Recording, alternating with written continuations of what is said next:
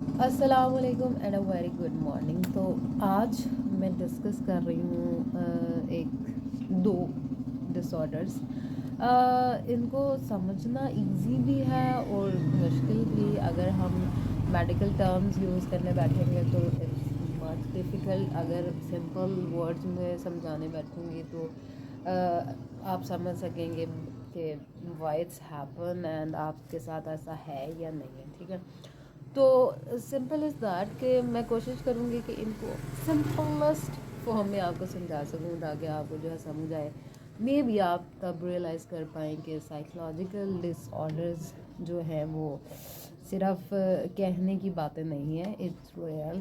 तो वो simple is that कि एक जो हेल्दी माइंड है वो ही हेल्दी बॉडी जो है वो लेके चल सकता है।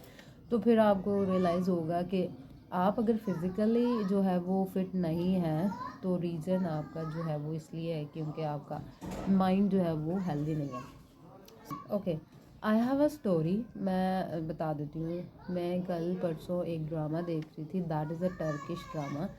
तो उसमें उन्होंने जो है वो एक स्टोरी बताई। एक पेशेंट था, उसकी हिस्ट्री कुछ ऐसी थी कि कुछ टाइम पहले, like maximum you can say कि 2.5 ईयर पहले, उसको जो है वो मिसडायग्नोस किया गया और बोला गया कि उसको डिप्रेशन है। तो डिप्रेशन को जो है कंट्रोल करने के लिए हम अक्सर जो एंटी डिप्रेसेंट, एंटी साइकोटिक्स देते हैं। तो उन्होंने उनको एंटी साइकोटिक्स प्रेफर किए।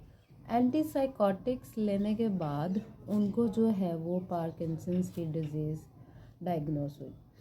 अब पार्किंसंस के ट्रीटमेंट के लिए डॉक्टर्स ने उनको यूज़ करने के लिए दी डोपामिनर्जिक्स। डोपामिनर्जिक्स जो है अक्सर हम पार्किंसंस के लिए यूज़ करते हैं। और अक्सर जो लोग हैं जिनको फोकस इशू होता है, लाइक अब कोरिया की अगर बात कर लें या मोस्टली सिटीज़ की, कंट्रीज़ की, वहाँ पे लोग जो है वो इन मेडिकेशन को फोकस के लिए यूज़ करते हैं ताकि वो अच्छे से ध्यान दे के पढ़ सकें। But that is too dangerous to take it without prescription.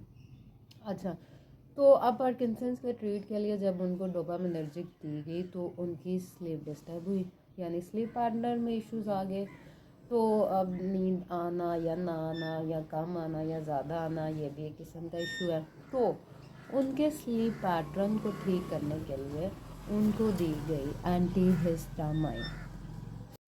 Okay, तो जब उनको एंटी हिस्टामाइंस दी गई स्लीप को जो है वो रिकवर करने के लिए, तो उसकी वजह से अब ये हुआ कि जब 3 तरह की साइकोटिक मेडिसिन ले जा रही थी तो उन मेडिसिन ने आपके बॉडी के ऊपर इतना बुरी तरह साइड इफ़ेक्ट किया कि उनको जो है वो उनके हार्ट बीट जो है वो ब्लॉक हो गई, और जिसकी वजह से उनको ये लगा कि ही बिकम डेड, यानी उनको डेड डिक्लेयर कर दिया गया। उनका साइड इफ़ेक्ट इतना ज़्यादा हो। सिंपल इज़ दैट कि अगर आपको लग रहा है कि there is something happening bad in your mind and body, do consult someone with best specialisation. फिर उसके बाद जो है वो आप मेडिसिन कोई भी लें। हम क्या करते हैं, हमें सर दर्द हो रहा है तो हम उसकी रीज़न नहीं देखते, हम बस मेडिसिन खा लेते हैं। फिर उसके बाद हमें जो है वो अक्सर जो है वो कहते हैं कि भाई मतलब सीने की साइड पे दर्द हो रहा है, ये सब हो रहा है, तो हम उसकी भी बस बिना कुछ पूछे कहे डॉक्टर से मेडिकेशंस लेके, या फिर खुद से ही कि वो फ़लाँ बंदे के भी ऐसे दर्द हो रहा था तो चलो तुम वो फ़लाँ मेडिसिन ले लो तो ठीक हो जाएगा, तो आप ले लेते हो। ठीक है, but it creates a damage in your life. तो अगर आपको डैमेज ही रखनी है अपनी लाइफ तो कीप इट। बट अगर आप चाहते हैं कि आपकी लाइफ हेल्दी रहे, माइंड हेल्दी रहे, बॉडी हेल्दी रहे, तो प्लीज़ डू कंसल्ट। तो जब आप किसी से शेयर करेंगे तो ही आपको नॉलेज मिलेगी। इंटरनेट पे तो अच्छी नॉलेज भी है, एक्स्ट्रा नॉलेज भी है। कहते हैं excess of everything is bad. तो जिस चीज़ में आप एक्सपर्ट नहीं हो उसके बारे में एक्सेसिव नॉलेज लेना भी आपके लिए नुकसानदेह है। अब उस बंदे को एक्चुअल में था एक cancer, that is malignant thymoma. Okay, अगर हम मैलिग्नेंट थाइमोमा की बात करते हैं तो malignant thymoma is rare but serious type of cancer. ये होता है आपके थाइमस ग्लैंड में। थाइमस ग्लैंड एक स्मॉल किस्म का ऑर्गन होता है जो आपके चेस्ट के सेंटर में होता है। ठीक है, अब ये जो थाइमस ग्लैंड है वो हेल्प करता है आपके इम्यून सिस्टम में। स्पेशली ये हेल्प करता है development of T type cell, T lymphocytes को। तो अब जब ये डैमेज होता है तो इट मीन आपका ऑटोमेटिकली इम्यून सिस्टम डैमेज हुआ, और इम्यून सिस्टम जब डैमेज होता है तो आपके बॉडी का जो कंट्रोल है वो भी डैमेज होता है। फिर आपको फिज़िकली और मेंटली सारे डिसऑर्डर्स एकदम से जो है वो आपके ऊपर अटैक कर सकते हैं, क्योंकि आपका इम्यून सिस्टम ही डैमेज हो चुका है जिसने आपकी पूरी बॉडी को कंट्रोल करना होता है, ठीक है। तो आई जस्ट वांट से कि आपको प्रॉपर, अगर कोई भी सिम्टम्स किसी चीज़ के, किसी भी किस्म के डिसऑर्डर के आ रहे हैं, तो उसको प्रॉपरली जो है वो डायग्नोज करवाएं, और उसके बाद ही उसकी मेडिकेशन जो है वो प्रॉपरली लें और ट्रीटमेंट लें, और उसके बाद ही आप ठीक हो सकते हैं।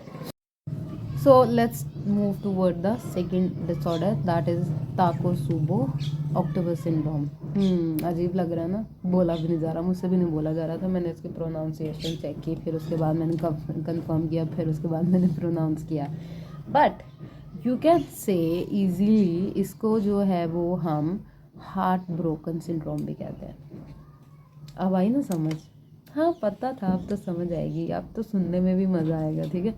बट जितना इसको सुनने में अच्छा लग रहा है ना ये नाम, ये उतना ही डेंजरस है। यहाँ पे आपके दिल की बात हो रही है, समझ तो रहे हो ना हार्ट ब्रोकन का मतलब। भाई अगर तुम लोगों का हार्ट ब्रोकन सिंड्रोम है, सिंपल आई कैन से कि भाई तुम लोग मर सकते हो इस सिंड्रोम से, सो बचो। Okay, let's move toward the main point.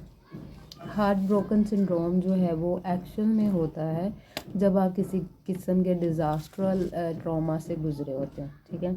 जब आप वहाँ से गुजरते हैं, फिर उसके बाद काफ़ी टाइम के बाद आप जब उसी पॉइंट को, उसी सिचुएशन को दोबारा से कहीं सोचते हैं, आपके माइंड में वो चीज़ आती है, वो दुख, वो परेशानी, वो उदासी आपके ऊपर इतनी बुरी तरह साइड इफ़ेक्ट करती है कि वो आपके दिल की जो धड़कनें हैं उसको रोक देता है। वो दुख आपके हार्ट के जो वॉल्स होते हैं उनको डैमेज करता है। डैमेज इस तरह से कि आप इतना ज़्यादा डीपली उसमें चले जाते हो कि वो आपके जो हार्ट के वॉल्स होते हैं वो फट जाती हैं, और फिर आपको जो है वो सांस लेने में दिक्कत आती है, और इवन आप जो है हार्ट अटैक भी आपको होता है, और फिर you can die because of this. अब सुनाओ, नहीं अब बताओ, तो अब कैसा लग रहा है हार्ट ब्रोकन सिंड्रोम के बारे में सुन के? मज़ा आया? ओके, अब इसके बिहाइंड एक स्टोरी है। मैं सेम वही ड्रामा देख रही थी, उसके अंदर एक जो है वो इमरजेंसी में केस लाया जाता है एक लड़की का जिसको हार्ट अटैक हुआ होता है, अकॉर्डिंग टू देयर पेरेंट्स, कि वो जो है वो लोग किसी मेमोरियल सर्विस में जाने के लिए तैयार हो रहे होते हैं, तो वो लड़की जो है वो एकदम से बेहोश हो जाती है। तो जब उसको हॉस्पिटल लाया जाता है तो फिर उसके पेरेंट्स बताते हैं कि 1 मंथ पहले जो है वो मर्दान के एक स्कूल में वो वॉलंटियर एक जो है वो जॉब करने गई थी अपने फियांसी के साथ। वहाँ पे जो है कोई इंसिडेंट हुआ, वो स्कूल जो है बुरी तरह तबाह हो गया, और उसकी वजह से जो है वो सारे बच्चे जो है वो उसी टाइम, और सारे जितने भी लोग थे वो सब मर जाते हैं वहाँ पे, और just she is the one जो बस बच जाती है, जस्ट बिकॉज उसके फियोंसी ने उसको जो है वो वहाँ पे बचाया होता है। उसका फियोंसी उससे तो बचा लेता है, लेकिन वो भी मर जाता है। और फिर उनके पेरेंट्स ने बताया कि जब उसको जो है वो, जब वो बेहोश हुई तो वो तब सेल फोन के ऊपर वो उसी टाइम की जो पिक्चर्स जो थी वो सब देख रही थी उसी इंसिडेंट की। तो उस टाइम ये हुआ कि जब वो उस इंसिडेंट की पिक्चर्स देख रही थी तो वो एकदम से उसका दुख इतना ज़्यादा बढ़ गया कि उसने उसके हार्ट के जो वॉल्स थे उसको डैमेज किया, जिसकी वजह से जो है वो उसको सांस लेने में मुश्किल हुई और वो बेहोश हो गई। This is called heart broken syndrome. यानी आप किसी दुख को इतना ज़्यादा अपने दिल पे ले लेते हो, इतना ज़्यादा इमोशनली जो है वो उससे अटैच हो जाते हो कि वो आपको जो है वो फिज़िकली डैमेज कर देता है। अब समझ आ रही है मैं क्यों कहती हूँ कि healthy mind have a healthy body. आपका जब इमोशनली और मेंटली आपका माइंड जो है वो रिलैक्स रहेगा तो आपको फ़िज़िकल सिम्टम्स बहुत कम आएंगे, फ़िज़िकल डिसऑर्डर्स बहुत कम होंगे। इसलिए कहती हूँ साइकोलॉजिस्ट को थोड़ी इज्जत दो, ठीक है। आपका जब तक माइंड हेल्दी नहीं होगा आप फिज़िकली बिल्कुल फिट नहीं होंगे।